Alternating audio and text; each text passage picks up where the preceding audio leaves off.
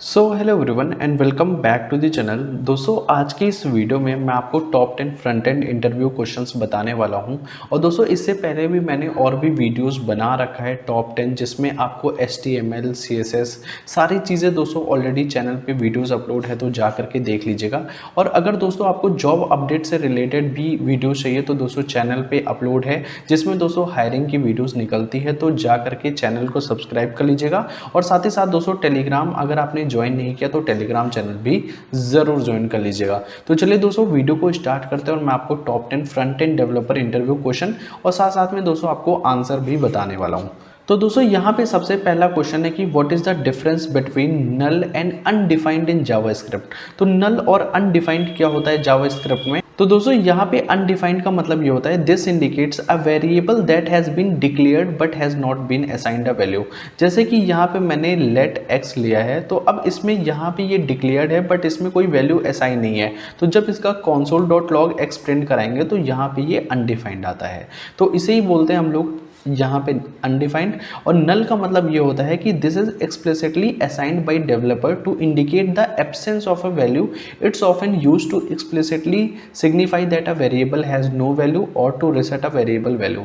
जैसे दोस्तों यहाँ पे अगर मैं एक्सप्लिसिटली यहाँ पे नल वैल्यू जो है असाइन कर दूँ और console.log कराऊँ तो यहाँ पे नल प्रिंट होगा। तो दोस्तों दोनों ही हम लोग अनडिफाइंड और नल यूज़ करते हैं, ठीक है। In JavaScript both null and undefined are considered falsy values when evaluated in both. However, they are distinct data types with their own behavior and use cases. तो दोस्तों दोनों ही हम लोग यूज करते हैं नल और अनडिफाइंड अलग अलग केसेस में। तो आई होप आपको ये पहला क्वेश्चन समझ में आ गया होगा।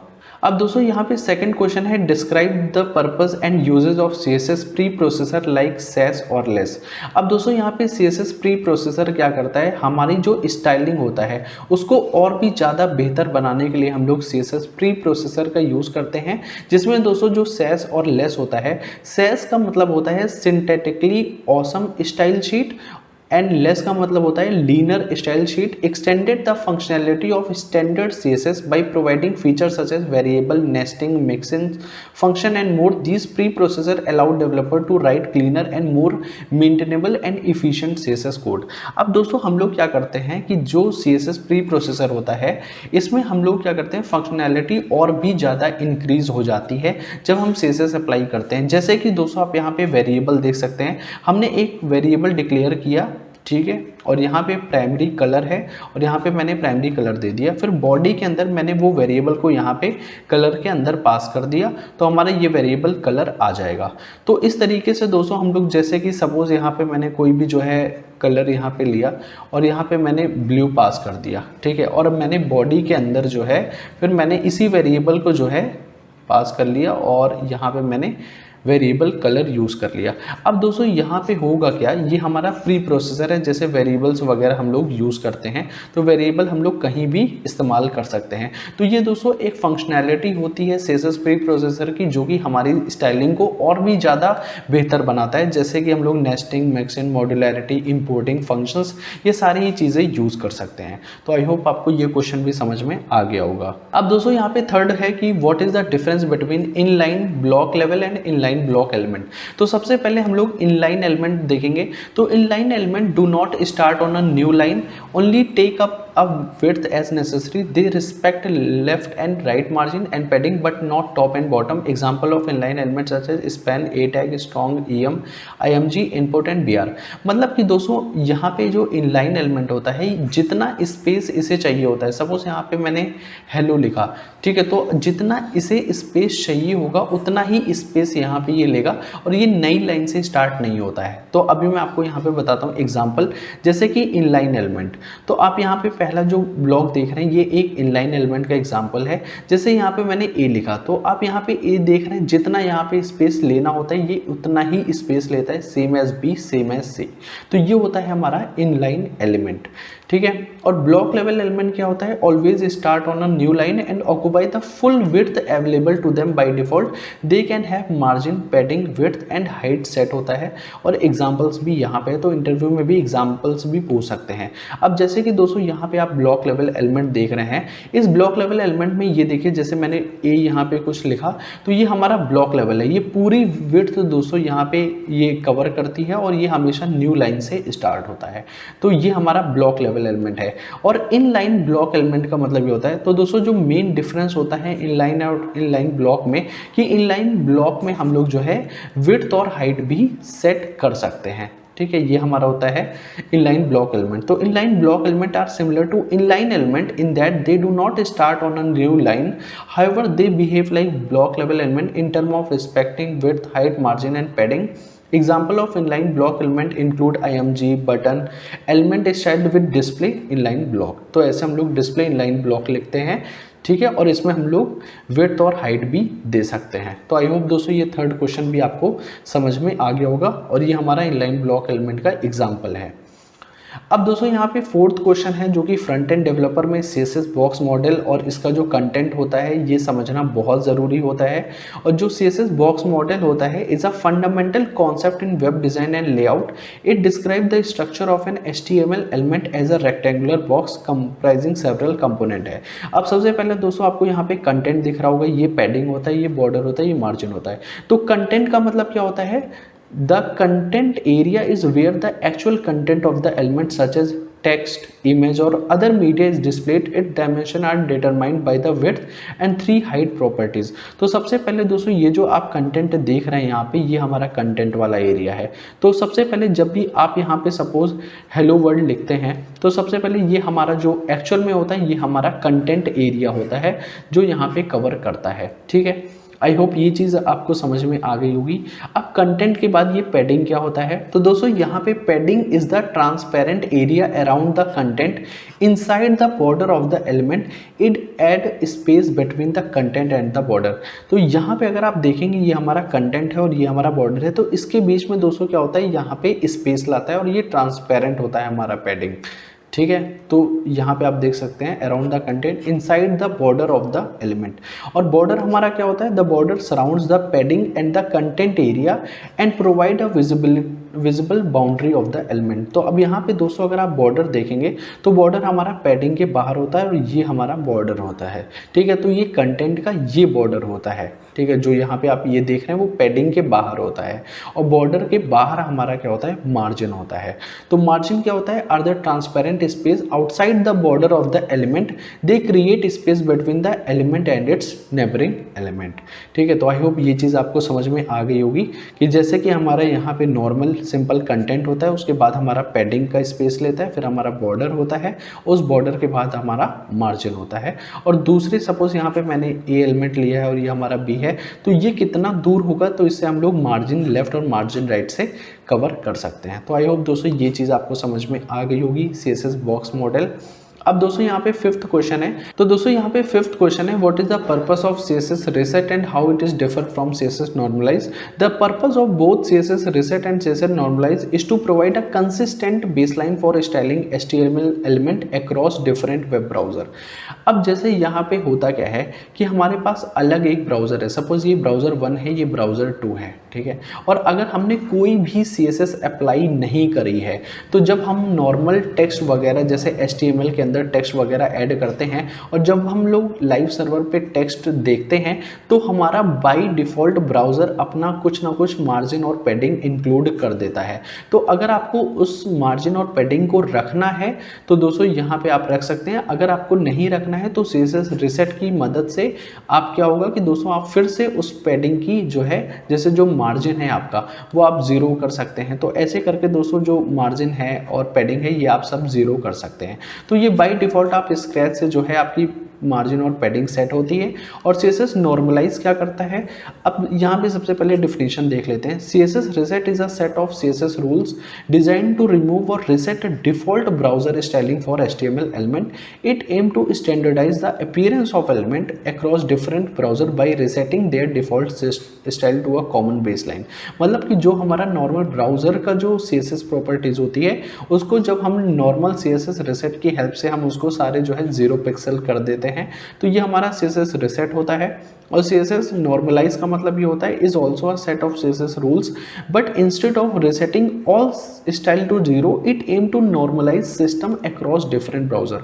तो जनरली हम लोग CSS नॉर्मलाइज यूज करते हैं जिसमें सारे ब्राउजर में एक ही हमारा टेक्स्ट दिखता है एक जैसा, ठीक है, सब में। तो normalize dot CSS preserve useful default browser style while standardising style for element that tend to have an inconsistent rendering across browser. तो यहाँ पे दोस्तों हम लोग CSS रिसेट का जनरली यूज़ नहीं करते क्योंकि ये ब्राउजर में जो लोड होता है वो उस हिसाब से नहीं हो पाता जैसे हम लोग CSS नॉर्मलाइज में यूज़ करते हैं। तो आई होप ये चीज़ आपको समझ में आ गई होगी। अब दोस्तों यहाँ पे 6th क्वेश्चन है, what are the different ways to include JavaScript in HTML document। तो JavaScript can be included in an HTML document using the script tag की हेल्प से हम लोग ऐड कर सकते हैं। It can be placed in the head tag और body section और linked from an external file using the SRC attribute. तो जैसे यहाँ पे स्क्रिप्ट लिखा है SRC के अंदर हम लोग यहाँ पे JavaScript इंक्लूड करते हैं और ये हमारा क्लोजिंग टैग होता है, ठीक है। अब दोस्तों यहाँ पे 7th क्वेश्चन आता है, what is a callback function. तो कॉल बैक फंक्शन एक्चुअली में होता क्या है, callback function is a function passed as an argument to another function which is then invoked inside the outer function. It allows for asynchronous programming and handling of event. तो दोस्तों यहाँ पे सबसे पहले हम लोग एसिंक्रोनस जानेंगे कि एसिंक्रोनस होता क्या है। तो एसिंक्रोनस में मतलब ये होता है कि सपोज दोस्तों यहाँ पे हमारा कोई प्रोग्राम है और यहाँ पे हमारा कोई प्रोग्राम 1 है जो दोस्तों यहाँ पे 3 सेकंड बाद रन होगा, ठीक है। और हमने प्रोग्राम को एग्जीक्यूट किया, फिर हमने देखा कि यहाँ पे कोई चीज़ एग्जीक्यूट होनी है जो 3 सेकंड बाद एग्जीक्यूट होगी।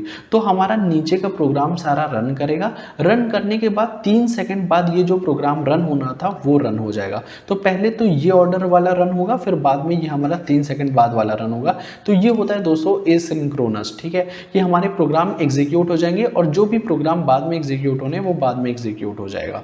तो ये होता है हमारा नॉर्मल एसिंक्रोनस। और अगर सिंक्रोनस की बात करें तो दोस्तों यहाँ पे सपोज प्रोग्राम 1 है जो 3 सेकंड बाद रन हो रहा है, तो यहाँ पे ये प्रोग्राम रन करेगा।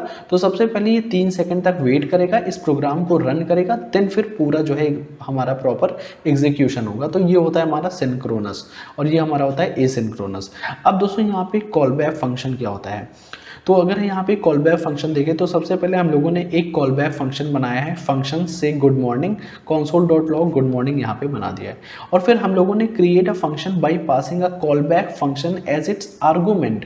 तो हम लोग आर्गूमेंट की तरह यहाँ पे कॉल बैक फंक्शन पास करते हैं। तो function greet user name comma callback, ठीक है। और उसके बाद दोस्तों pass the callback method as an argument. तो यहाँ पे हम लोगों ने कॉल बैक यहाँ पे मेथड पास किया है एज एन आर्गूमेंट की तरह। तो ग्रीट यूज़र यहाँ पे सबसे पहले कॉल होगा। दोस्तों यहाँ पे ग्रीट यूज़र में शिवांश लिख रखा है, तो यहाँ पे ग्रीट यूज़र में शिवांश यहाँ पे कॉल होगा। उसके बाद दोस्तों यहाँ पे ये हमारा कॉल बैक है, ठीक है। अब ये जो कॉल बैक है ये हमारा सबसे पहले हेलो नेम प्रिंट हो जाएगा, फिर हमारा कॉल बैक रन होगा और उस कॉल बैक में दोस्तों हमारा ये फंक्शन पास है से गुड मॉर्निंग। तो ये क्या करेगा, यहाँ पे आएगा और उसके बाद गुड मॉर्निंग को प्रिंट कर देगा। तो हमारा हेलो शिवांशु और गुड मॉर्निंग प्रिंट हो जाएगा। तो इस हिसाब से दोस्तों हमारा कॉल बैक फंक्शन पास होता है। तो आई होप आपको ये भी क्वेश्चन समझ में आ गया होगा। तो दोस्तों यहाँ पे 8th क्वेश्चन है, what is the purpose of document object model in web development. The document object model is a programming interface for web document. Its primary purpose in web development is to provide a structured representation of HTML document, allowing program and script to dynamically access and manipulate the content and structure and style of web pages। जैसे कि पहला ये है structured representation। जैसे कि दोस्तों आप यहाँ पे ब्राउज़र पे देखते हैं, ठीक है, वो हमारा ब्राउज़र पे सारी चीज़ें होती हैं जिसमें कि HTML टैग्स होता है, HTML एलिमेंट होता है, सारी चीज़ें यहाँ पे होती है। तो अब ये हमारा पूरा ही हमारा डॉम होता है, डॉक्यूमेंट ऑब्जेक्ट मॉडल।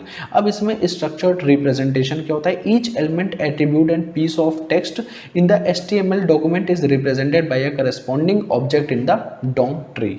और दूसरा क्या होता है, डायनेमिक इंटरेक्शन। तो with the DOM, JavaScript and other scripting language can interact with and modify the content, structure and style of the web pages dynamically. This enable interactive features such as form validation, dynamic content loading and user interface update without requiring page reload. तो generally दोस्तों यहाँ पे जिसमें हमें क्या होता है, suppose यहाँ पे कोई कंटेंट है, हमें यहाँ पे पेज को रीलोड करना है, तो हमारा पूरा ये ब्राउज़र रीलोड ना हो करके सिर्फ इतना ही पोर्शन हमारा रीलोड होता है। तो ये होता है हमारा रीलोडिंग फॉर्म, ठीक है। तो इस तरीके से हम लोग डायनेमिक इंटरेक्शन यूज़ करते हैं। इवेंट हैंडलिंग का मतलब ये होता है कि सपोज अगर कोई बटन है, उस बटन पे हम क्लिक करने पे क्या इवेंट्स ट्रिगर करना है, तो वो चीज़ हमारा इवेंट हैंडलिंग में आ जाता है, ठीक है। तो आई होप ये भी क्वेश्चन आपको समझ में आ गया होगा। अब दोस्तों यहाँ पे 9th क्वेश्चन है, डिफरेंस बिटवीन HTML टैग्स और HTML एट्रीब्यूट में क्या डिफरेंस होता है। HTML टैग सपोज यहाँ पे A टैग है, ठीक है। तो HTML टैग हमारा are generally the starting and ending part of the HTML code होता है, और HTML tags define a way to present and hold HTML element in the program. और HTML टैग बिगिन विथ ये symbol से होता है और ये इससे हमारा क्लोज होता है, ठीक है। तो ये होता है हमारा HTML टैग्स। और HTML एट्रीब्यूट क्या होता है, are use to define the character of the HTML element, और HTML attribute are generally used to provide additional styling to the element. HTML attribute are always placed in the opening tag of an element। जैसे कि दोस्तों यहाँ पे आपने ये लिखा हुआ है, ठीक है। और उसके बाद दोस्तों यहाँ पे सपोज A के बाद जो है मैंने कुछ यहाँ पे स्टाइलिंग प्रोवाइड कर दी, जिसमें कि कलर यहाँ पे ये रेड हो जाए, ठीक है, जो भी यहाँ पे मैंने ऐड कर दिया है। अब दोस्तों यहाँ पे होगा क्या, इसके अंदर यहाँ पे ये हमारा क्लोजिंग हो जाएगा। अब इसके अंदर जो मैंने स्टाइलिंग प्रोवाइड करी है, ये हमारा HTML एट्रीब्यूट होता है, ठीक है। HTML attribute are used to define the character of the HTML element, ठीक है। आई होप ये क्वेश्चन आपको समझ में आ गया होगा। अब दोस्तों यहाँ पे 10th है कि what is responsive web design, how do you achieve it. तो दोस्तों रिस्पॉन्सिव वेब डिज़ाइन का मतलब ये होता है कि जो आपका टैबलेट होता है, ठीक है, जो आपका डेस्कटॉप होता है, जो आपका फ़ोन होता है, इन तीनों में दोस्तों यहाँ पे जो जब आप वेबसाइट ओपन करेंगे तो आपकी जो है रिस्पॉन्सिव वेबसाइट होनी चाहिए। तो उसी को हम लोग रिस्पॉन्सिव वेब डिज़ाइन बोलते हैं। अचीव करने की बात करें तो दोस्तों जैसे टैबलेट, डेस्कटॉप और फ़ोन है, अब इन तीनों के लिए अलग अलग वेबसाइट तो नहीं बनाएंगे। तो जो वेब डेवलपर होता है वो दोस्तों यहाँ पे कुछ रिस्पॉन्सिव मीडिया क्वेरीज यूज़ करके वो तीनों ही जगह पे हमारी जो वेबसाइट होती है वो रिस्पॉन्सिव दिखने लगती है। तो responsive web design ensure that web pages render well on a variety of devices. Window size achieving it involve using the fluid grids, flexible image and media queries in CSS की help से हम इसको जो है responsive भी बना सकते हैं। तो आई होप दोस्तों ये जो top 10 front end developer interview question है ये आपको समझ में आ गए होंगे। तो दोस्तों टेलीग्राम चैनल ज़रूर ज्वाइन कर लीजिएगा और चैनल को सब्सक्राइब भी ज़रूर कर लीजिएगा। तो दोस्तों मिलते हैं नेक्स्ट वीडियो में, तब तक के लिए बाय बाय।